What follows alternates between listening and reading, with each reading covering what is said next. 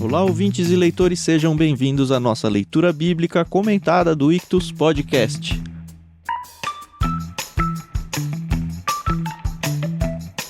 Eu sou o Thiago André Monteiro, @vulgutan, estou aqui com o Thiago Moreira e com a Carol Simão para a gente conversar sobre o capítulo 27 do livro de Gênesis.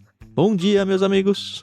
Oi, pessoal, tudo bem? Aqui é a Carol Simão. É um prazer estar aqui com os Thiagos para a gente poder conversar sobre esse capítulo. E é isso, segue a gente nas redes sociais, @Clube Ictus, me segue lá no Twitter, @somentecarol.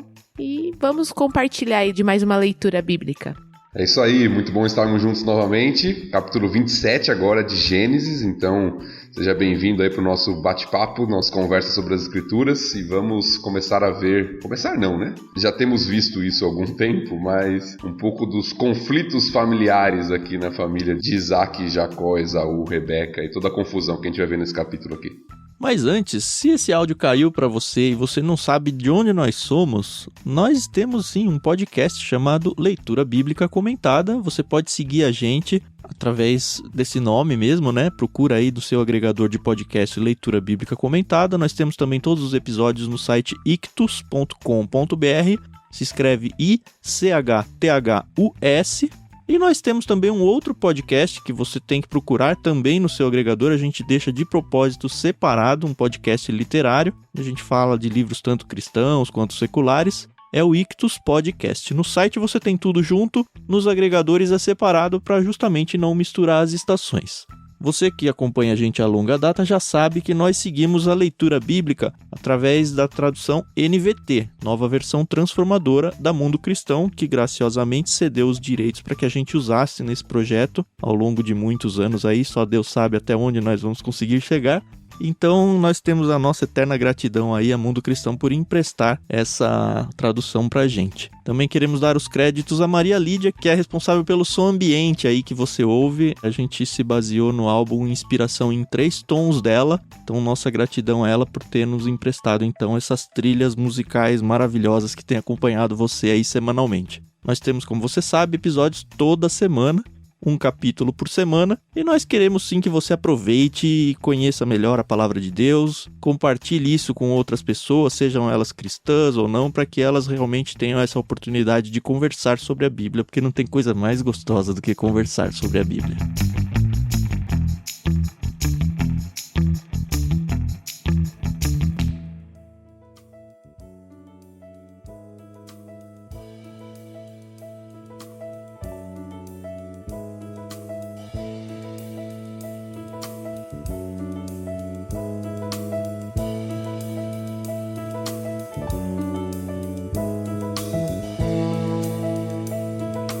A gente dividiu a nossa leitura aqui em 4 trechos.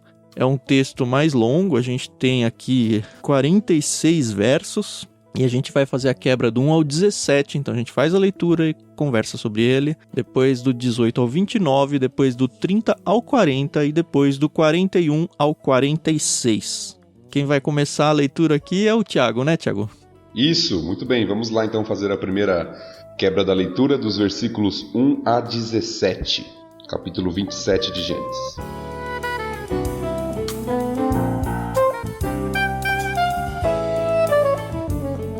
Certo dia, quando Isaac era velho e estava ficando cego, chamou Esaú, seu filho mais velho. Meu filho, Esaú respondeu, aqui estou. Isaac disse, estou velho e não sei quando vou morrer. Pegue suas armas, o arco e as flechas, e vá ao campo caçar um animal para mim. Depois prepare meu prato favorito e traga-o aqui para eu comer. Então pronunciarei a bênção que pertence a você, meu filho mais velho, antes de eu morrer. Rebeca, porém, ouviu o que Isaac tinha dito a seu filho Esaú. Quando Esaú saiu para caçar, ela disse a seu filho Jacó, ouvi seu pai dizer a Esaú, traga-me uma carne de caça e prepare-me uma refeição saborosa. Então abençoarei você na presença do Senhor antes de eu morrer. Agora, meu filho, preste atenção e faça exatamente o que eu lhe direi. Vá ao rebanho e traga-me 2 dos melhores cabritos. Eu os usarei para preparar o prato favorito de seu pai. Depois leve a comida para seu pai, para que ele a coma e o abençoe antes de morrer. Jacó respondeu a Rebeca, mas meu irmão Esaú é peludo. enquanto eu tenho pele lisa. E se meu pai me tocar? Perceberá que estou tentando enganá-lo, e em vez de me abençoar, me amaldiçoará. Sua mãe, porém, respondeu: que caia sobre mim essa maldição, meu filho. Apenas faça o que eu lhe digo. Vá e traga-me os cabritos. Jacó foi e trouxe os cabritos para sua mãe. Rebeca os usou para preparar uma refeição saborosa, do jeito que Isaque gostava. Em seguida, pegou as roupas prediletas de Esaú, que estavam na casa dela, e as entregou a Jacó, seu filho mais novo. Com a pele dos cabritos, cobriu-lhe os braços e a parte lisa do pescoço. Depois, entregou-lhe a refeição saborosa, acompanhada do pão que havia acabado de assar.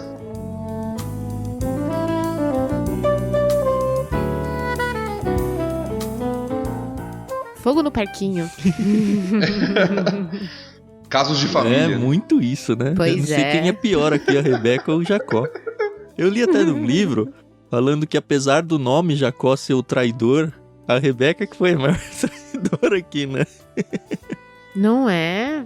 Plantando a discórdia, né? Ó, Carol, você é esposa, hein? Cuidado, hein? A gente sabe que as esposas aí... Tem até a piadinha que diz que o homem é o cabeça do lar, mas a mulher é o pescoço, né? A Rebeca usou muito bem isso daqui. Parece aqueles filmes que tem aquela pessoa que vai cometer um crime, tem sempre o arquiteto do plano, né? É. Uhum. Então o texto começa narrando aí, nós temos um avanço de tempo aqui nesse texto, e Isaac já tá bem velho. Uhum. O texto já nos mostra Isaac já no final da vida. Na nossa tradução aqui diz que estava ficando cego, enquanto que outras traduções já mostram que ele estava totalmente cego. O que realmente aparenta ser a realidade, porque ele depende da voz para tentar descobrir quem é o filho. A gente vai chegar nessa parte, né? Então parece que ele não enxergava mais. Eu espero eu não chegar nessa parte um dia, que deve ser muito triste, né? Chegar numa situação assim. E eu acho que era mais comum na antiguidade essa questão, porque hoje a gente tem muitos recursos, cirurgias. Hoje, sei lá, pensando na vista, idosos têm catarata, que arrebenta com a vista. Meu avô teve que operar isso daí, não enxergava quase nada e voltou a ver, né? Voltou à luz. Na época não tinha, né? E aqui ele chama o filho mais velho, como era comum, só que tem um problema aqui, né? Que a gente vai discutir. Chama o filho mais velho, como era comum, pra dar aquela bênção que a gente já comentou nos episódios anteriores a respeito da primogenitura. Isso, foi no 25. Essa é uma das minhas perguntas, viu? Eu lembro, inclusive, que a gente falou isso lá no episódio do capítulo 25, e ainda a pergunta permanece pra mim. A questão é, Isaac sabia daquilo que tinha sido profetizado para Rebeca? Porque lembra, Rebeca, ela pergunta para Deus quando os meninos estão brigando na barriga dela e fala, mas por que isso? O que está acontecendo? E vem Deus, sei lá como, mas fala para ela, olha, aí tem duas nações, eles vão ser inimigos e o mais velho vai servir o mais novo. Isso mesmo, tá no capítulo 25, versículos 22 e 23. Isso. Os filhos em seu ventre se tornarão duas nações, desde o começo elas serão rivais, uma nação será mais forte que a outra e seu filho mais velho servirá a seu filho mais novo. Eu lembro que lá a gente falou, será que o Isaac ficou sabendo disso? E biblicamente a gente não sabe, não tem um texto claro afirmando, olha, Isaac sabia disso. A gente tende a acreditar que sim. De qualquer forma tem dois cenários aqui, ou Isaac nunca ficou sabendo disso, e aí, nada mais natural do que ele chamar o filho mais velho para ele abençoar nesse contexto aqui. Ou ele sabia, e parece que é um consenso nos comentaristas, pelo menos os que eu consultei, dizendo que, na verdade, o Isaac ele estava tentando ir contra a vontade de Deus porque o Esaú era o seu predileto. O que explica até a tremedeira dele lá no final dessa história aqui. Mas assim, na minha cabeça ainda fica meio... Será que o Isaac sabia mesmo ou não? Eu acho que a Bíblia não responde essa nossa dúvida. Eu até fui pesquisar. Tem o texto em Romanos que cita essa passagem, mas o texto de Romanos fala também para Rebeca, lá em Romanos 9, que diz que foi dito a Rebeca, seu filho mais velho servirá seu filho mais novo. Mas, novamente, mencionando Rebeca. Sim. Então é difícil de sabermos. O que nos faz a gente levantar duas hipóteses, na verdade, né? A primeira hipótese de que Rebeca escondeu isso de Isaac, o que é muito estranho. É estranho ela ter escondido, mas pela índole que a gente vê aqui das poucas histórias, não seria tão absurdo assim, eu acho. Sim, mas quando eu digo estranho, no sentido de que Poxa, tem uma ordem de Deus a respeito dos filhos, né? Um pronunciamento do próprio Deus. Não foi ela que inventou, não é ela que está tentando fazer alguma coisa. Porque aqui no texto é ela tramando. Sim, até porque se o Jacó é o predileto dela, porque ela esconderia isso do marido, né? Exatamente isso, né? Mas pode ser, talvez até pela preferência de Jacó por Esaú, não sei. Mas a outra hipótese é que Isaac sabia, mas estava lutando contra essa hipótese porque Esaú era seu filho predileto, além de ser o primogênito. O que torna a coisa muito pior, né? Porque, enfim, Isaac sabia quem era Deus e estaria lutando contra Deus aqui, né? Sim.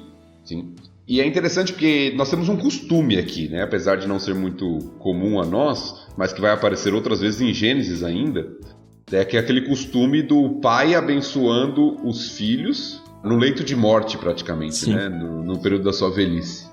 Uhum. O que tinha um valor muito forte, né? Nós vamos ver até no texto. Se é proferido, não tem como voltar atrás, essa bênção. Tinha um valor muito forte para a sociedade da época, era algo muito sério, e nós temos aqui um costume antigo e comum, como nós vamos ver aí em outros textos no livro de Gênesis. Sabe uma coisa legal? Eu demorei muitos anos, eu já sabia disso há bastante tempo, mas eu lembro que eu demorei muitos anos para ligar os pontos. A gente vê essa história aqui e imagina que o Isaac, como você falou, tá no fim da sua vida. Tá nos seus últimos respiros aí. Tanto que vai terminar aí, e quando o Esaú vai ficar exaltado aí, ele fala, vou só esperar o meu pai morrer aqui pra fazer o que eu quero fazer. Vocês se ligaram quando foi que o Isaac morreu? Você sabe, Carol? Não, agora... Porque assim, a história... Agora... Vou contar spoilers aqui, se você não sabe da Bíblia, então cuidado, hein?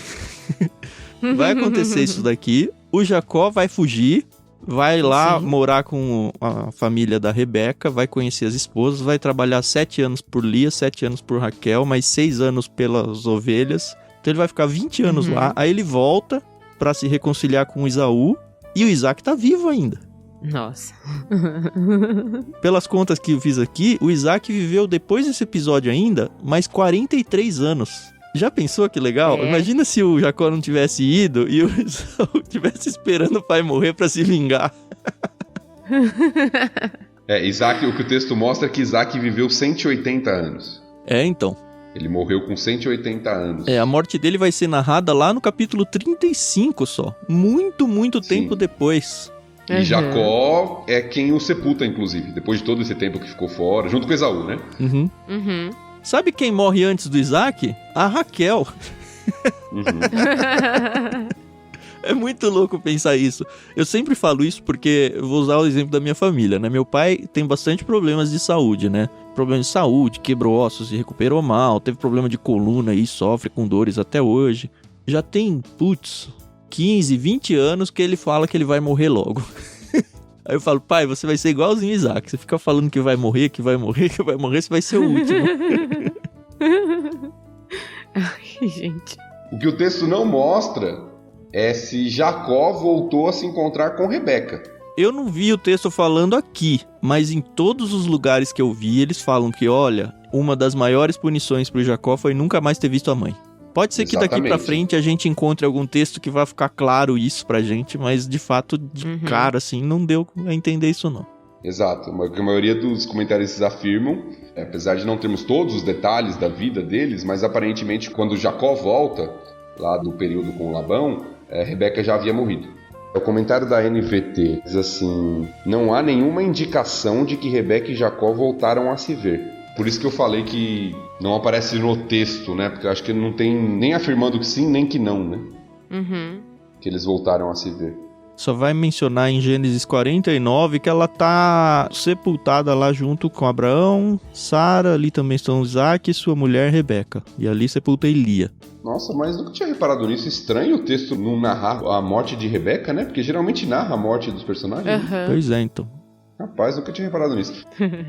Outra coisa que me incomodou aqui é o fato de Esaú ter aceitado ser abençoado como filho mais velho. Porque o episódio da sopa de lentilhas já tinha acontecido. O que me fez perguntar, será que são duas coisas diferentes? A bênção aí, porque o que ele comprou lá foi o direito de primogenitura, foi isso, né? Isso. E aqui é a bênção de primogenitura. E aí eu fui um pouco atrás disso e, pasmem, fui eu que falei isso primeiro e não foi o Thiago. A gente tem uma brincadeira de palavras aqui, entre primogenitura e bênção. Porque no hebraico primogenitura é becorá e bênção é beracá. E aí, se você for pesquisar um pouco mais aí, principalmente no Novo Testamento, vai falar um pouquinho disso, meio que uma coisa puxa a outra, a primogenitura e a bênção. Então elas, mais ou menos, assim, não é exatamente a mesma coisa, mas elas estão muito ligadas. O que me faz pensar, então, que o Esaú aqui tentou dar o chapéu no irmão. Sim, com certeza. A bênção estava incluída no direito. Direito ia além da bênção. Isso. Mas fazia parte do direito o ser abençoado como primogênito. Então Esaú tá dando um famoso migué aqui, né? O pai quer me abençoar, então vamos não lá, fui eu né? que pedi, né? Não. Exatamente, né?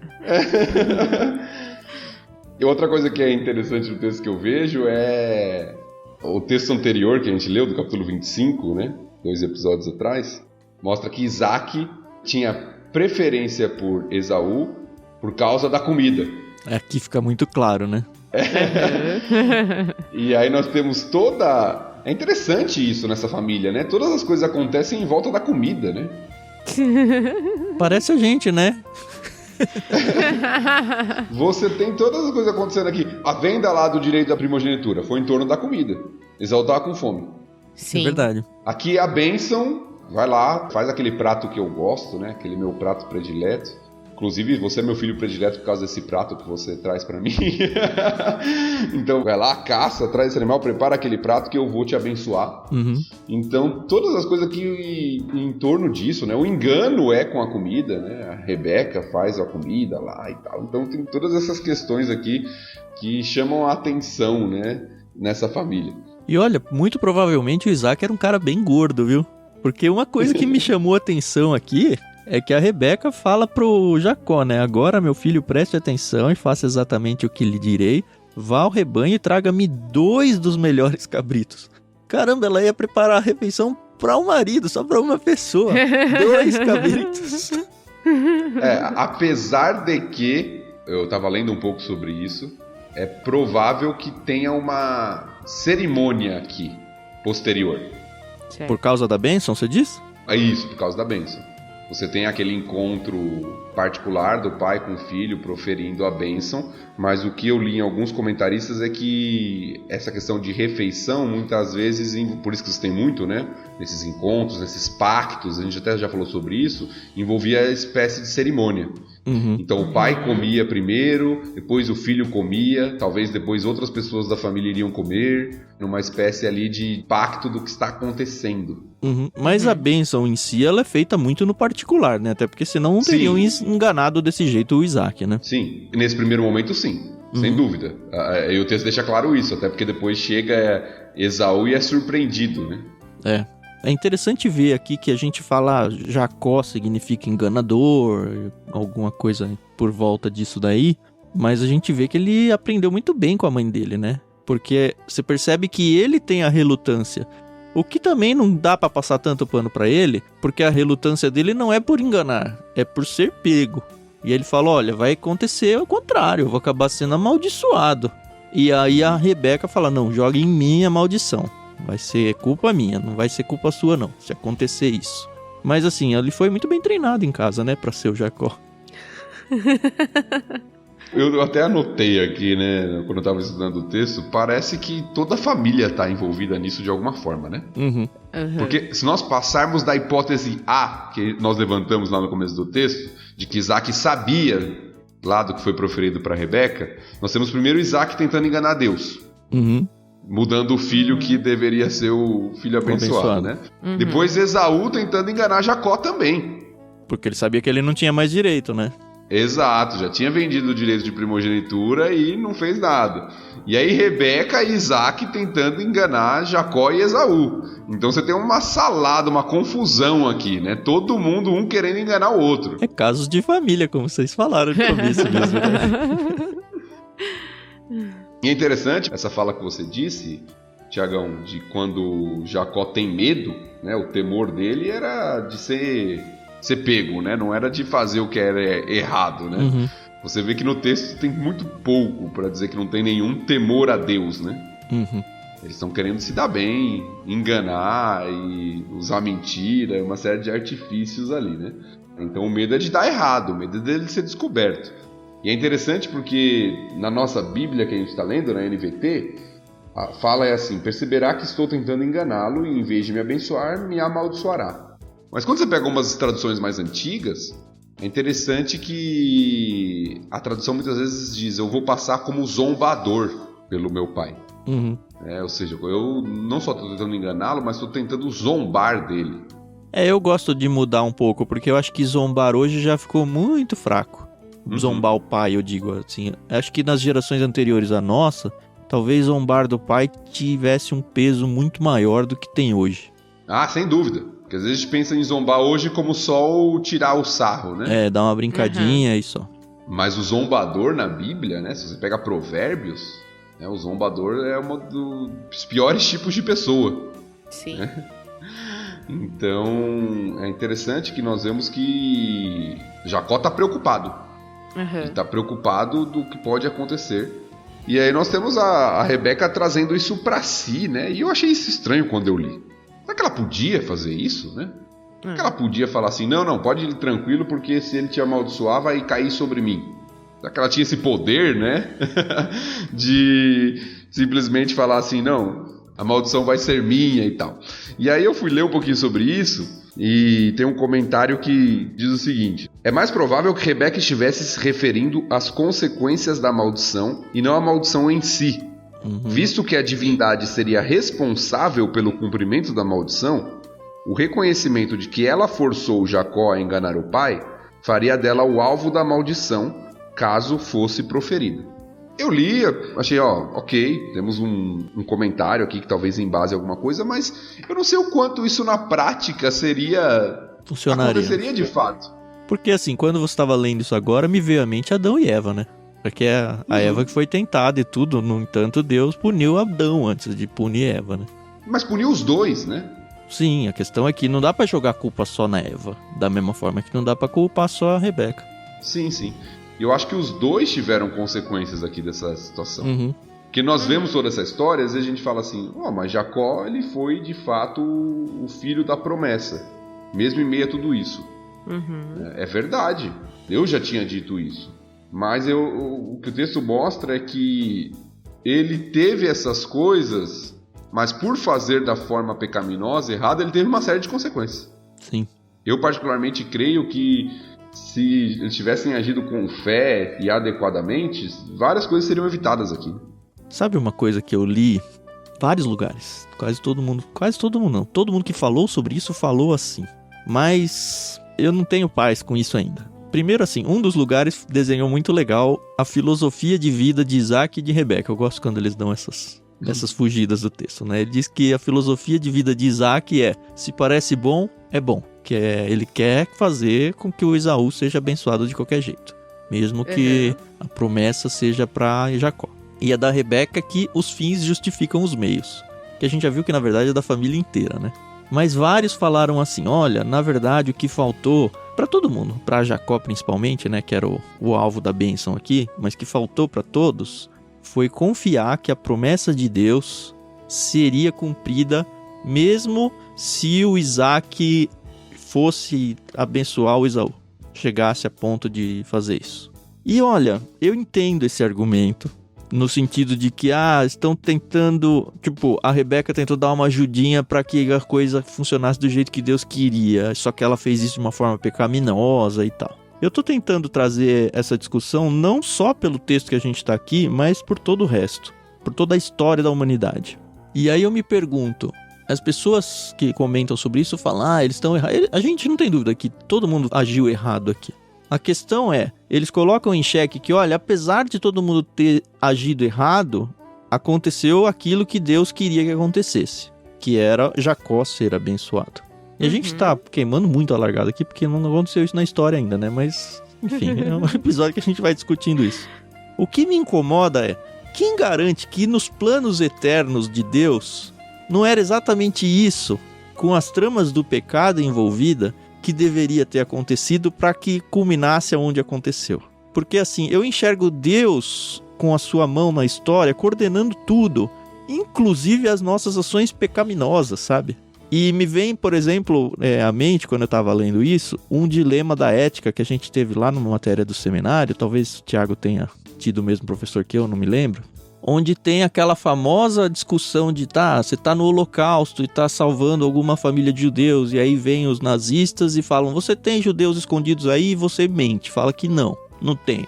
Só que você tá pecando porque não pode mentir.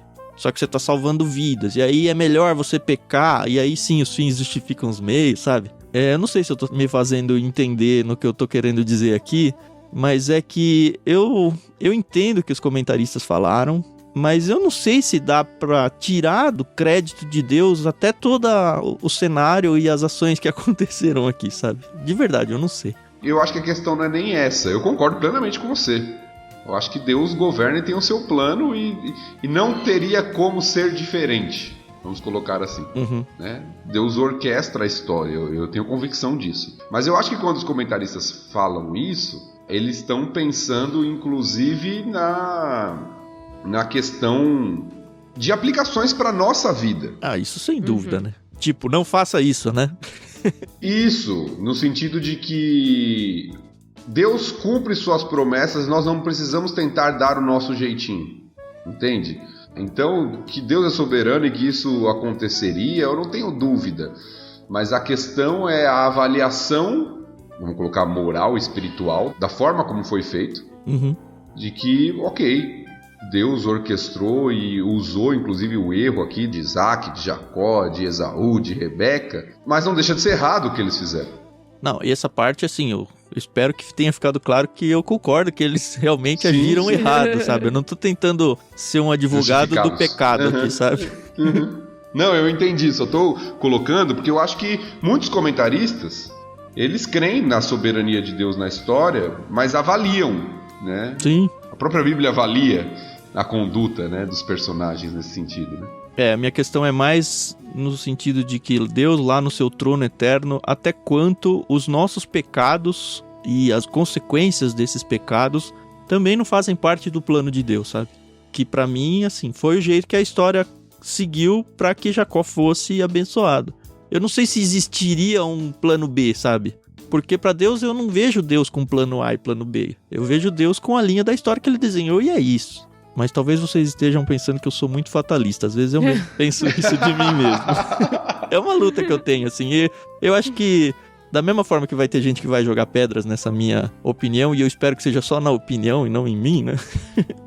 Eu acho que é um espaço interessante pra gente conversar sobre, assim, não deixa de ser uma angústia na minha vida pensar isso também, sabe? Até onde eu sou um robô diante de Deus, sabe? No sentido de que até os meus pecados estão planejados. Eu brigo com isso e vou brigar. Eu sei que eu vou brigar até no fim da minha vida e... Paciência, eu continuo tentando não pecar e seguir da melhor forma possível. Mas é difícil conciliar tudo isso. A gente sempre entra naquele dilema da teologia, né? De anos aí, da soberania de Deus, da responsabilidade do homem. E a Bíblia afirma as duas coisas. O problema é quando a gente tenta separá-las, né? Deus é soberano, o homem é responsável. Como isso, a gente vai entender todos os detalhes, eu acho que nós somos muito limitados. Né, para entender como isso se dá em todos os seus detalhes. Sim, mas o que eu sei é que Deus está governando e que eu devo buscar ser santo e fazer aquilo que o agrada e está revelado na sua palavra. Eu acho que isso é suficiente. Sim. A gente chega só até Deus é soberano? O homem é responsável? E vale os dois? Vale. Como? Não sei. É só até que a gente chega, mas é porque Deus falou que é isso, né? E a gente tem que ser humilde o suficiente para chegar nesse ponto e falar, tudo bem, eu sou limitado mesmo, como o Thiago falou, né? É difícil pro ser humano isso, porque atinge o ego, né? Na última instância, atinge o nosso ego, a nossa sensação de poder, de compreender e tudo. Enfim, acho que a nossa lógica tá muito aquém da lógica de Deus. Com certeza.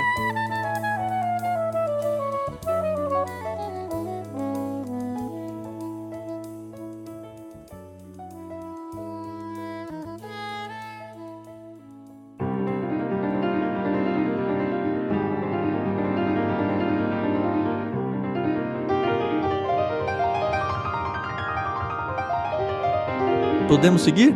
Sim. Acho que sim, hein? Então, Carol, vamos ver se alivia um pouco o peso do episódio, do 18 ao 29.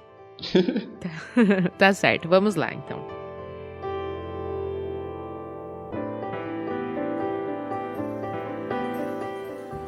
Jacó levou a comida para o pai e disse: Meu pai? Sim, meu filho, respondeu Isaque. Quem é você, Esaú ou Jacó? Jacó disse: Sou Esaú, seu filho mais velho. Fiz o que o Senhor mandou. Aqui está a carne de caça. Sente-se e coma, para que me dê a sua bênção. Isaque perguntou: Como encontrou a caça tão depressa, meu filho? Jacó respondeu: O Senhor, seu Deus, a colocou no meu caminho. Então Isaque disse a Jacó: Chegue mais perto para que eu possa tocá-lo e ter certeza de que você é mesmo Esaú. Jacó se aproximou do pai e Isaque o tocou e disse: A voz é de Jacó, mas as mãos são de Esaú. Não o reconheceu, porém, pois as mãos de Jacó estavam peludas, como as de Esaú. Assim, Isaque se preparou para abençoar Jacó. Mas você é mesmo meu filho Esaú? Perguntou ele. Sim, sou eu, respondeu Jacó. Então Isaque disse: Agora, meu filho, traga-me a carne de caça. Depois que comer, eu lhe darei a minha bênção. Jacó trouxe a comida para o pai e Isaque comeu. Também bebeu o vinho que Jacó lhe serviu. Por fim, Isaque disse a Jacó: Aproxime-se, por favor, e dê-me um beijo, meu filho. Jacó se aproximou e o beijou. Quando Isaque sentiu o cheiro das roupas, finalmente abençoou o filho.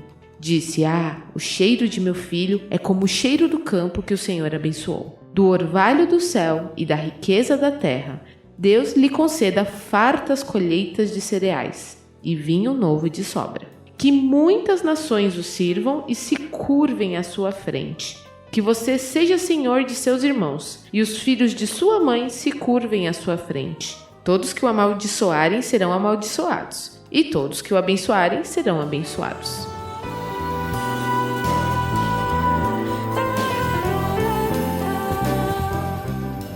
Eu posso falar que esse trecho, ele me deixa muito tensa, sabe? O encontro em si?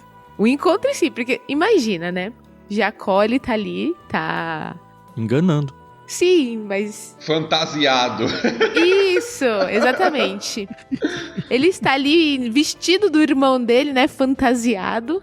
E fica aquela tensão, né? Mas é você mesmo? Porque a voz não parece ser sua. Não, pai, sou eu sim, é o Esaú. Ele deve ter até ficado mais grosso assim, né? Não, pai, sou eu. Sou eu.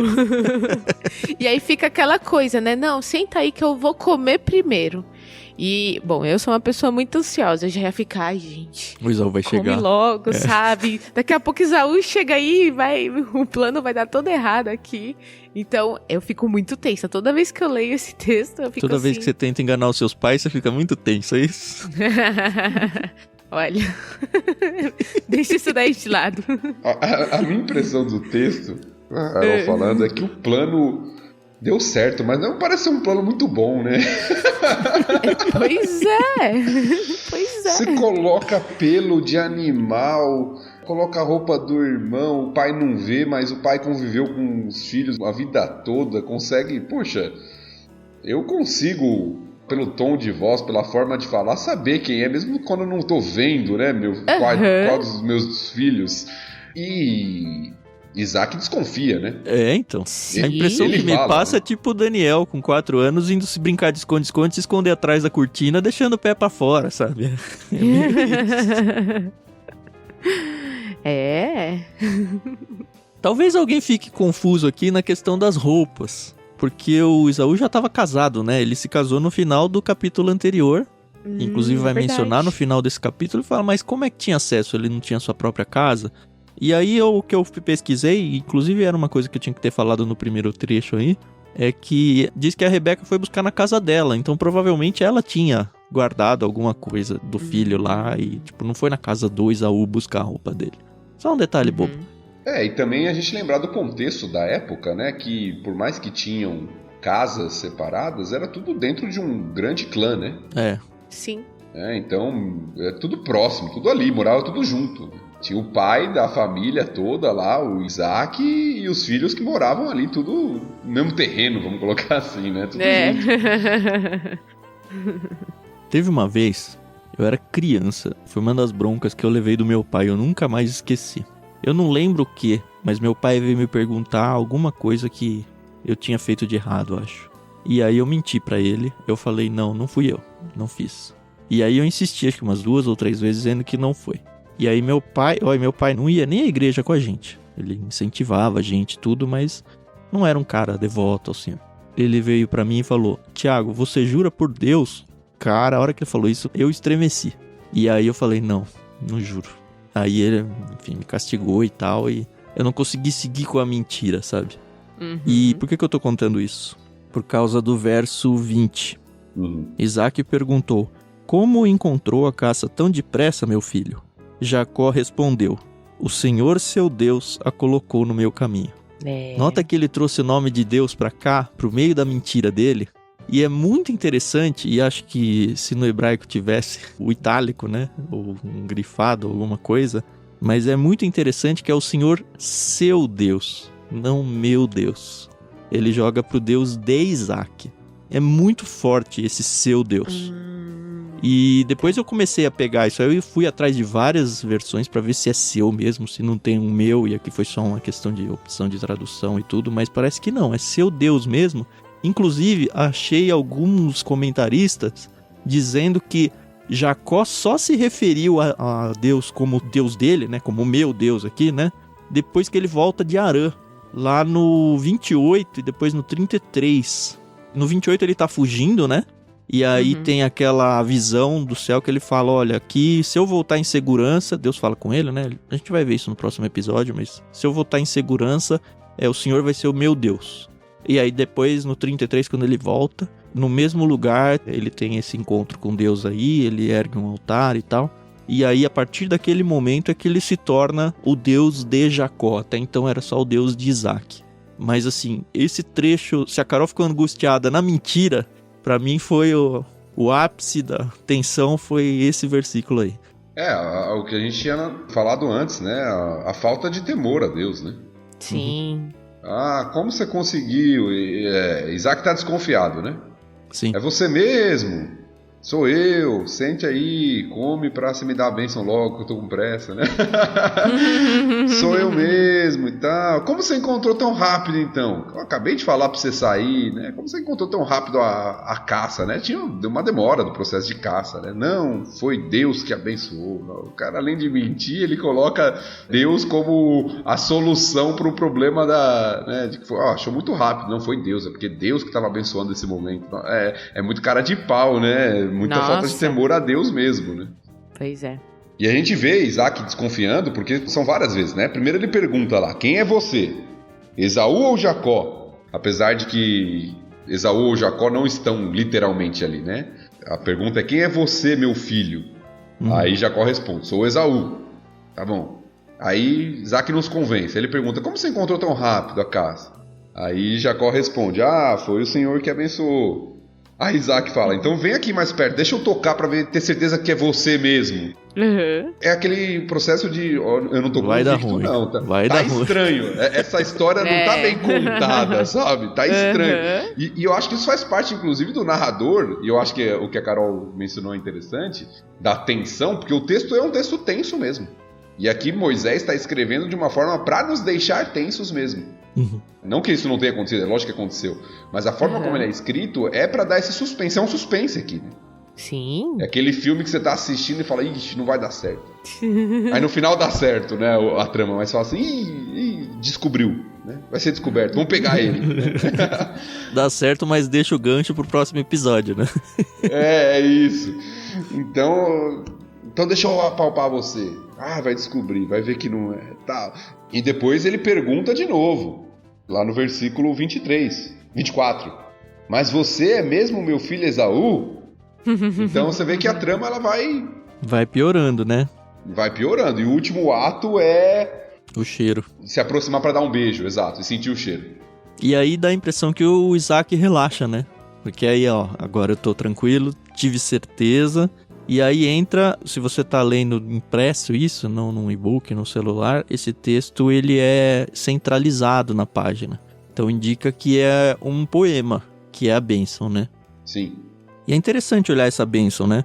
Porque se a gente for olhar o finalzinho dela, por exemplo, todos os que o amaldiçoarem serão amaldiçoados e todos os que o abençoarem serão abençoados, isso aqui é um reflexo da bênção do Abraão, não é?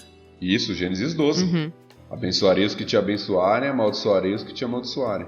Uma coisa que eu falei, que estranho, no verso anterior, aí no 29, que você seja senhor de seus irmãos. Mas a princípio ele só tinha um, né? Porque a Rebeca era estéril, lembra? Será que aqui ele tá querendo dizer as gerações, assim, o seu clã?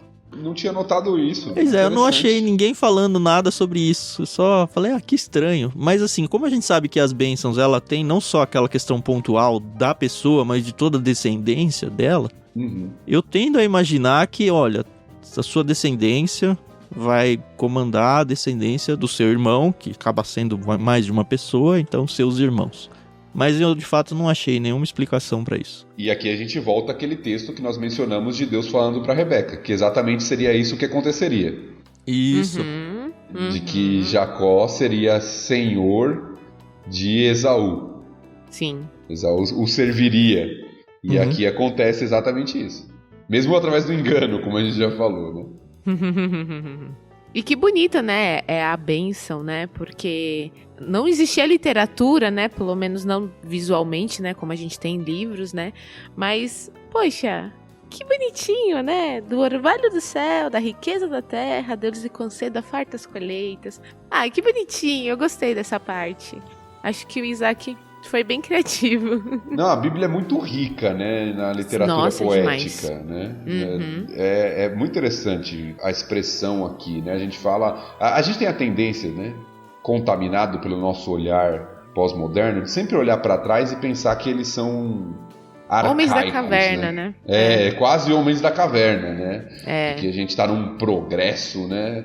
E que eles estão lá atrás. E muitos olham para a Bíblia nesse sentido e falam, não, isso aqui não pode ter sido escrito por Moisés, porque na época dele não tinha essa condição de fazer algo tão belo literariamente assim, né? Porque a gente se acha muito mais capaz do que eles, né?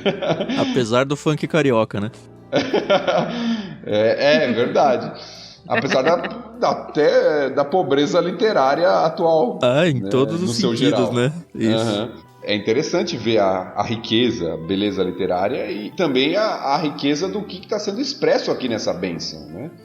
Porque o que é prometido, né, entre aspas, através dessa bênção é fartura de alimento, domínio sobre povos e bênção no relacionamento com outras pessoas. Sim. Ou seja, tudo o que uma pessoa precisava. Ela tem o suficiente para se alimentar, ela não vai ter problema com relação a se submeter como escrava, pelo contrário, ela vai estar dominando e vai ser abençoada. É uma bênção completa nesse sentido. Sim. Tanto é que depois vai mostrar que não tem mais nada para abençoar o outro, né? Exato.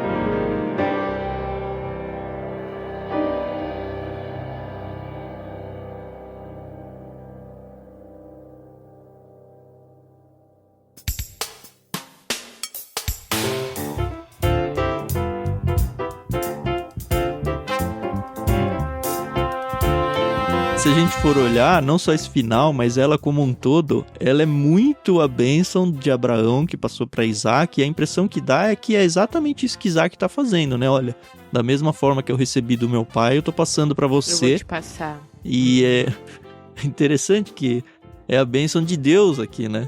E Deus estava totalmente esquecido na história, né? É a bênção que Deus primeiro fez para Abraão. E Deus estava sendo não só esquecido, né? Ele estava sendo desconsiderado totalmente aqui. O que nos leva, pelo menos na minha cabeça, ao que vem a seguir. Eu vou ler então dos versos 30 até o 40 e sigo com o meu raciocínio aqui.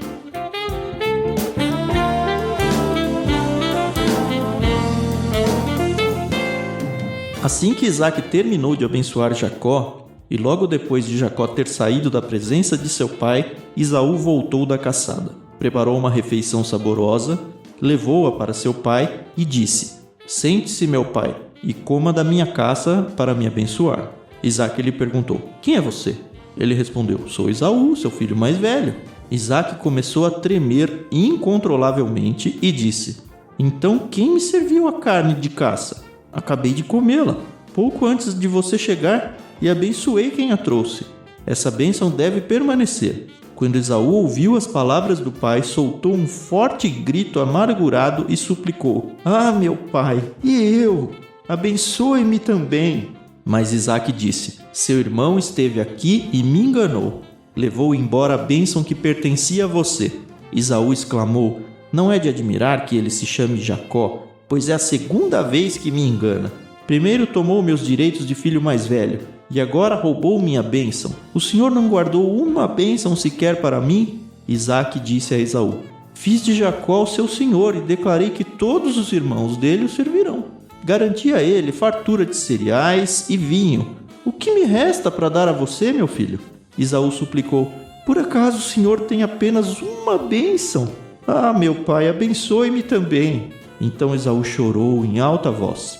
Por fim, seu pai Isaque lhe disse: você viverá longe das riquezas da terra e longe do orvalho do alto céu. Viverá por sua espada e servirá a seu irmão.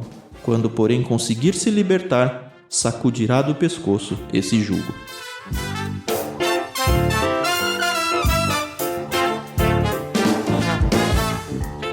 Retomando o que eu queria lá, no verso 33 tem aqui traduzido como Isaque começou a tremer incontrolavelmente. É muito interessante porque parece que é um tremor realmente incontrolável. É algo muito, muito forte o que ele sentiu aqui. Quase redundante aqui o texto. E eu gosto muito de pensar que é o fato não só dele, poxa, me enganei, sabe? Mas dele ter percebido que eu tentei a todo custo e contra aquilo que Deus tinha revelado que seria, mas não consegui e acabei de usar aqui a bênção que o próprio Deus tinha passado para o meu pai e Deus está aqui agora. Meio que, puxa, Deus é poderoso demais até para atrapalhar os planos que eu pensei, sabe? Uhum. Isso se nós partirmos da hipótese que ele sabia, né? Isso. Uma outra sugestão é de que esse tremor foi fui enganado. É. Sim. O que eu fiz? Sim. Mas eu creio que essa primeira... Eu acredito na primeira, né? Se eu fosse escolher uma das duas, eu acredito na primeira. É interessante porque... Não sei se vocês notaram o paralelo aqui. O texto começa com a chegada de Esaú agora, né? E o texto fala que foi assim, né? Jacó saiu por uma porta e Esaú entrou por outra, né? É quase isso, né? Assim que Isaac terminou de abençoar Jacó, logo depois de Jacó ter saído da presença do seu pai, Esaú voltou da caçada. O Isaac tava palitando os dentes aqui ainda. E aí você vê o diálogo se repetindo. Igualzinho, né? Impressionante. Igualzinho, lá no paralelo. começo a gente falou, puxa... Pois é. Ele ficou meio com medo aqui, mas o Esaú se portou igualzinho. Come logo, né? É. Levou para seu pai e disse: sente-se, meu pai, e coma da minha caça para me abençoar. Foi o que Jacó tinha dito no versículo 19. Igualzinho. Sente-se e coma para que me dê sua bênção. Aí depois Isaac faz a mesma pergunta: quem é você?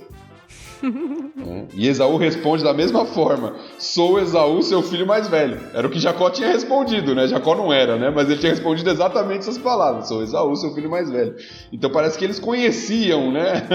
O jeitão do outro. Bem ali, um ao outro, né? Porque a fala é igual. E é interessante que o Isaac já sacou que foi o Jacó, né? Ninguém tinha dito, né? Ele falou: o Jacó veio aqui antes. É interessante, na NVT, no versículo 33, diz: abençoei quem me trouxe, essa bênção deve permanecer. E que é o sentido mesmo, mas eu acho bonito a forma como está nas versões mais antigas, que diz assim: eu o abençoei e ele será abençoado. Está feito, né? Como Cristo na cruz, né? Está consumado. Não tem como mudar. Que aí volta aquilo que a gente comentou, do peso do proferir a palavra, né? Porque hoje em dia a gente não dá muito valor a essa questão da palavra, né? Vivemos numa sociedade em que isso não tem tanto valor assim. Não, eu te dou a minha palavra. Não, quero saber a sua palavra. Assina aqui esse contrato, entendeu? Me dá alguma garantia, porque não tem muito esse negócio de que falou, nem tá o falado. Contrato, né? Tem que ir no cartório ainda, né? Exato. Não tem esse negócio não de falou, tá falado. Na época, o proferir uma bênção, não tem como você voltar atrás. Você está fazendo um pacto, uma promessa diante de Deus. Na verdade, quem abençoa é Deus. Você está proferindo algo que Deus vai cumprir no final das contas. Então, não tem como você voltar a palavra nesse sentido. Isso é muito forte no texto. E aí, no 36, tem uma menção de novo ao nome Jacó como enganador, né? Não é de admirar que ele se chame Jacó. Ele está justamente remetendo a palavra no hebraico que significa enganador aí. E ele fala que é a segunda vez que ele me engana, né? Mas não é. Não sei. A primeira vez ele me enganou, mas também o Esaú me ajuda a te ajudar. Né? É e não é, né? É aquele negócio. É verdade, Jacó ele teve uma trama lá também, mas Esaú não é inocente. Não foi bem uma enganação. Enganação foi aqui, né? Mas lá não. E é interessante, porque de novo a gente vê aquele jogo de palavra entre Becorá, a primogenitura, e Beracá, a bênção. Que o Esaú mesmo acaba usando aqui, né? Tentando ele separar as coisas, mas a gente já viu que na verdade não é tão separável assim. E a bênção é até digno de riso chamar isso de bênção, né, coitado? É quase uma maldição aí pra ele, porque se a gente for pegar as duas e colocar uma lado a lado, é uma o complemento da outra, ó. Um vai ser o servo, o outro vai se submeter. Um vai ter as riquezas e o outro vai viver longe das riquezas da terra. Mas ainda ele deixa no finalzinho, na minha cabeça aqui, ele deixa uma oportunidade para que ele abandone esse jugo. O jugo, para quem não sabe, é aquela peça que se coloca no pescoço dos bois para amarrar o arado, para prender. Então é um negócio pesado que fica preso no corpo do boi e o boi tem que arrastar aquilo com muita dificuldade.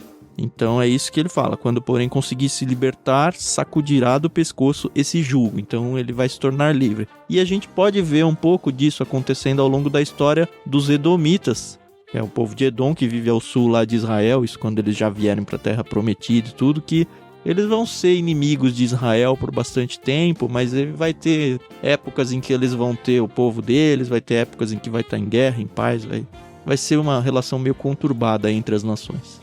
Eu acho que um último destaque dessa parte aqui que é importante a gente notar é como Esaú fica amargurado com o que acontece, né? Isso vai ser retratado ainda na próxima parte, mas o texto destaca duas vezes isso, né? Primeiro lá no versículo 34, soltou um forte grito amargurado, e depois no versículo 38, chorou em alta voz. Então é algo muito intenso aqui o que está acontecendo, né? Esaú, ele tá... Tanto é que a expressão que vai ser usada no próximo trecho que a gente vai ler é que ele passa a odiar Jacó. Nossa, que forte, né? Muito forte. A impressão que me passa aqui, pensando literariamente, tá? É que falta termos na língua portuguesa para exprimir o que o texto original diz. Isso aqui pelo menos em 2 ou 3 partes aqui, ó. A primeira foi quando ele diz aqui, começou a tremer incontrolavelmente. Pelo que eu vi, eu não acabei não anotando as palavras certas no hebraico, mas é um texto muito mais intenso do que o que se conseguiu fazer aqui com a língua portuguesa. E aqui de novo, quando nas palavras aí que o Esaú falou, que o Thiago mencionou, soltou um forte grito amargurado. É algo muito, muito intenso.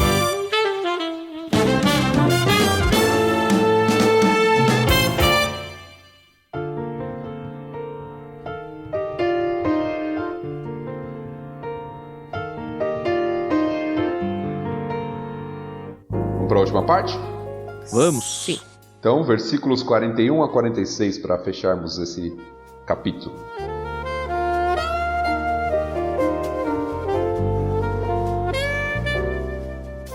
Daquele momento em diante, Esaú passou a odiar Jacó, porque seu pai o havia abençoado. Começou a tramar: em breve meu pai morrerá, então matarei meu irmão Jacó.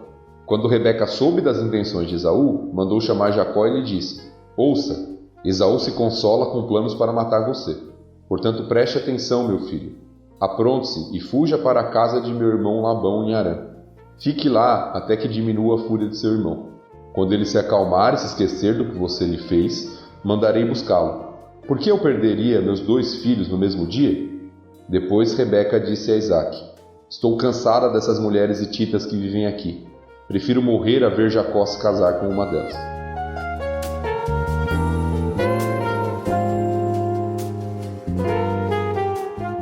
É isso, a mãe fazendo o papel de mãe e protegendo suas crias, né, Carol?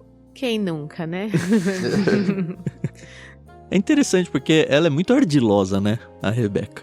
Ela vai lá salvar, ok, porque eu perderia os 2. É interessante, talvez confunda você, ou pelo menos incomode você, porque eu perderia os 2, mas por que os 2, se é o Esaú que vai matar o Jacó, né? Mas aí se a gente for atrás de informações, muito provavelmente ela tinha medo de um costume da época que talvez tivesse até um peso de lei, que era o vingador de sangue, né? Deus mesmo instituiu isso lá, a gente falou, né, sobre a pena de morte. Quando alguém matasse algum, Sim. ele poderia ser morto como resultado do assassinato. O que muito provavelmente aconteceria é que o Esaú seria morto por ter matado o próprio irmão. E aí sim, ela ia perder os dois. Sim, ainda não tinha isso instituído como lei, no sentido da lei mosaica, vai vir depois. Isso. Só aparece mais pra frente no texto, né, no restante do Pentateuco, aí dos 5 primeiros livros, mas aparentemente já era um costume. Apesar de que, pelo que eu li em alguns comentários, a tradução traz aqui perder os 2 filhos, mas filhos não tinha lá, no texto original. Tava só perder os 2. Alguns sugerem, inclusive, que ela estava falando de Isaac e Jacó. Isaac pela velhice e Jacó por ser morto. Mas eu acho que essa ideia dos 2 filhos parece ter mais sentido no texto. De que Esaú matasse Jacó e por causa disso ele seria morto. Não sei, porque o Esaú condiciona o assassinato à morte do pai, né? Então ela teria acabado de perder o marido e aí perdeu o filho mais novo por centímetros de distância.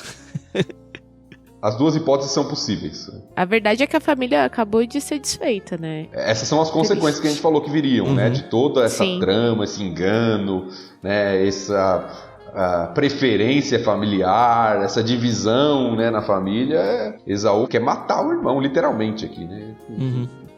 Ele passa a ter um ódio tão grande que ele quer matar o irmão. Tá só esperando o pai morrer. Ele não sabia que ia demorar tanto, como o Thiago falou, né?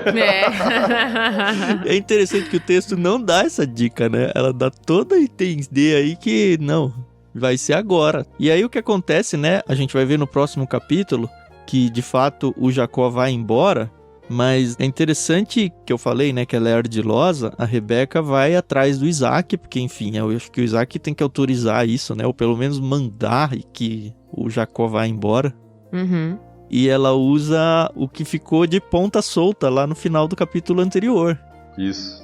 É interessante essa amarração, porque o finzinho do 26, pra quem só leu o 26, falou, vai, que raio esse negócio tá fazendo aqui, sabe? Não tem nada a ver com tudo que a gente falou. Vamos falar que as esposas e titas do Esaú davam muita dor de cabeça pro Isaac e pra Rebeca.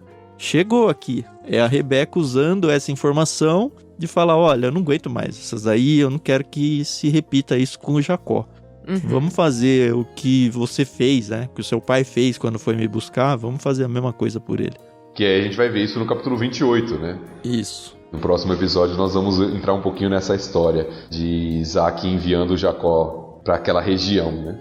E a gente vai ver que a Rebeca, ela se comprometeu aqui, não, quando ele se acalmar, eu te chamo de volta. Talvez aqui seja um indício de que ela morreu, porque de fato ela nunca mais vai chamar ele, né? Ele vai voltar por outras circunstâncias.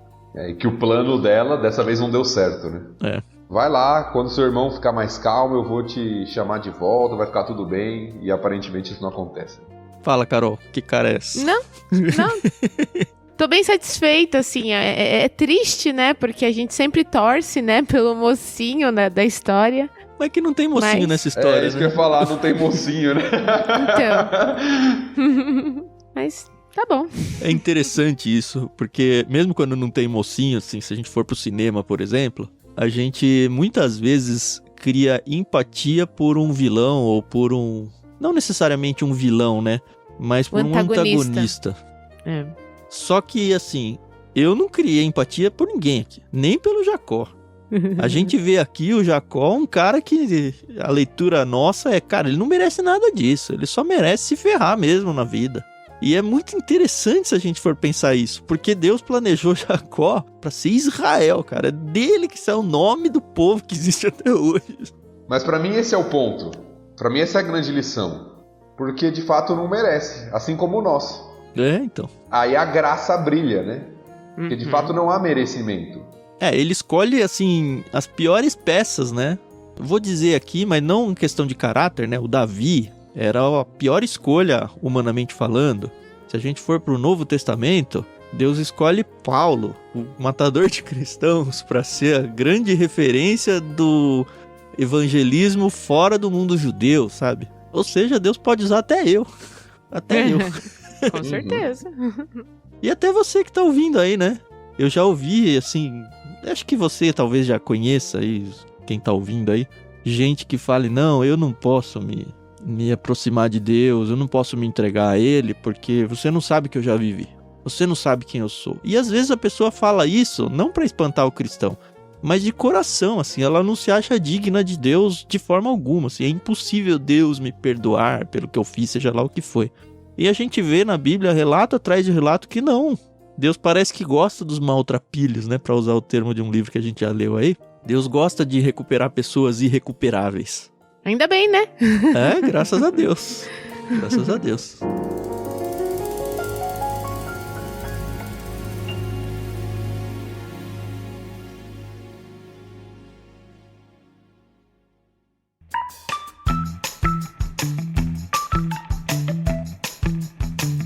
Terminamos mais um capítulo, próximo capítulo 28, a gente tá mudando de geração agora, vai se criar uma nova família, né? E tá bem legal, muito legal. Se você tá seguindo aqui com a gente, não se esqueça que você tem o canal no Telegram lá pra gente conversar sobre essa leitura bíblica. É só procurar dentro do aplicativo Telegram Leitura Bíblica Comentada ou acessar o nosso canal lá pelo link t.me/Leitura Bíblica Comentada, tudo junto, sem acento. A gente sempre gosta de destacar que a gente tem um clube literário, provavelmente você já sabe disso, mas se não sabe, o Ictus, ele é um clube de assinaturas literário também, com vários planos aí, com livros cristãos e livros seculares, alguns misturados, a gente entende muito a importância disso, mas a gente gosta sempre de mencionar um plano que eu particularmente acho que casa muito com o nosso projeto aqui, que é o Plano Vida, um plano onde você recebe mensalmente na sua casa livros de cristianismo prático. Então é um jeito de você aplicar tudo que a gente tem estudado aqui e ajudar você em momentos de oração, em momentos de pecados, em todos os momentos aí que a gente enfrenta. Fica então o meu conselho aí para você conhecer de perto aí o Plano Vida no Clube Ictus. Palavras finais de vocês? Queria muito agradecer ao pessoal que nos ouve, né, que compartilha, que às vezes chama a gente no particular para dar uma sugestão, um feedback. É sempre muito importante, né? O que a gente faz aqui é uma coisa muito gostosa, né, de estudar a palavra de Deus, né, a forma como Deus se comunica conosco. E eu sou muito grata por estar vivendo isso. E agradeço todo mundo que gosta desse projeto, né? Não vou falar que é uma coisa nossa, né? Nossa aqui de nós três, mas é uma coisa que é uma bênção pra... Não quero nem dizer pra igreja brasileira, mas é uma bênção pros cristãos, né? Pra aqueles que querem se aprofundar na palavra. Então, muito obrigada pra você que gosta e compartilha o nosso trabalho e continue orando por nós. Porque realmente é uma coisa muito importante, né? E que Deus nos use para a honra e para a glória dele. Amém. É isso aí. Muito bom participar disso tudo. Tenho aprendido muito. Espero que você que está nos ouvindo esteja aprendendo também. Principalmente aprendendo a apreciar a leitura da palavra de Deus. Deus te abençoe. Até a próxima. Tchau, tchau.